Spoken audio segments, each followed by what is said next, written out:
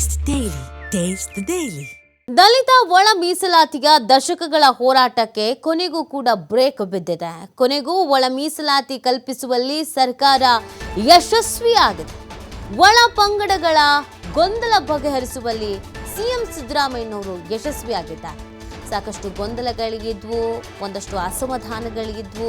ಅವುಗಳನ್ನೆಲ್ಲ ಬಗೆಹರಿಸಿ ಎಲ್ಲರನ್ನ ಒಗ್ಗೂಡಿಸಿ ಎಲ್ಲರ ಸಮ್ಮತದಲ್ಲಿ ಎಲ್ಲರ ಒಂದೇ ಥರದ ಅಭಿಪ್ರಾಯದ ನಿರ್ಧಾರದಲ್ಲಿ ಇದೀಗ ಸಿಎಂ ಈ ಒಂದು ಅನೌನ್ಸ್ಮೆಂಟ್ ಅನ್ನು ಮಾಡ್ತಾರೆ.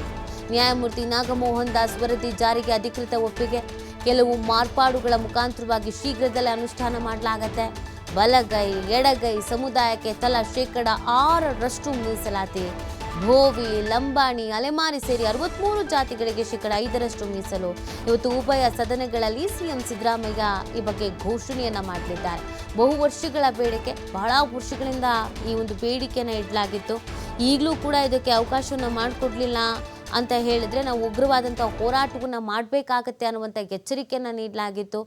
ಜೊತೆಗೆ ಆ ಸಮುದಾಯದ ನಾಯಕರುಗಳು ರೋಸ್ ಹೋಗ್ಬಿಟ್ಟಿದ್ರು. ಇನ್ನೂ ಎಷ್ಟು ಸರ್ಕಾರಗಳು ಬರಬೇಕು, ಇನ್ನೂ ಎಷ್ಟು ಬೇಡಿಕೆಗಳನ್ನು ಇಡಬೇಕು, ಇನ್ನೂ ಎಷ್ಟು ದಿನ ಕಾಯಬೇಕು ಅಂತ. ಬಟ್ ಸಿಎಂ ನೇತೃತ್ವದಲ್ಲಿ, ಸಿದ್ದರಾಮಯ್ಯನವರ ನೇತೃತ್ವದಲ್ಲೇ ಈ ಒಂದು ಬಹುಮುಖ್ಯ ಬಹಳ ಮಹತ್ವದ ವಿಚಾರದ ನಿರ್ಧಾರ ಆಗುತ್ತೆ ಅಂತಾನೆ ಹೇಳಲಾಗ್ತಾ ಇತ್ತು. ಫೈನಲಿ ಸರ್ಕಾರ ಈ ಒಂದು ನಿರ್ಧಾರವನ್ನು ತೆಗೆದುಕೊಳ್ಳೋದ್ರ ಮುಖಾಂತರವಾಗಿ ಸಕ್ಸಸ್ ಆಗ್ತಾ ಇದೆ.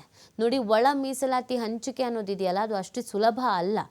ಎಲ್ಲರಿಗೂ ಸಮಾಧಾನ ಪಡಿಸ್ಬೇಕು, ಎಲ್ಲರಿಗೂ ಒಪ್ಪಿಗೆ ಆಗೋ ಥರ ಇರಬೇಕು. ಯಾವುದೇ ಸೂತ್ರ ಆದ್ರೂ ಆ ಸೂತ್ರವನ್ನು ಎಲ್ಲರೂ ಓಕೆ ಅಂತ ಹೇಳಿದ ಮೇಲೇ ಅದನ್ನು ಜಾರಿಗೆ ತರೋದಕ್ಕೆ ಆಗತ್ತೆ. ಇಲ್ಲ ಅಂತ ಅಂದರೆ ಸಾಕಷ್ಟು ಗೊಂದಲಗಳು, ಅಸಮಾಧಾನಗಳು, ಭುಗಿಲೇಳಬಹುದಾದ ಸಾಧ್ಯತೆಗಳಿರುತ್ತೆ.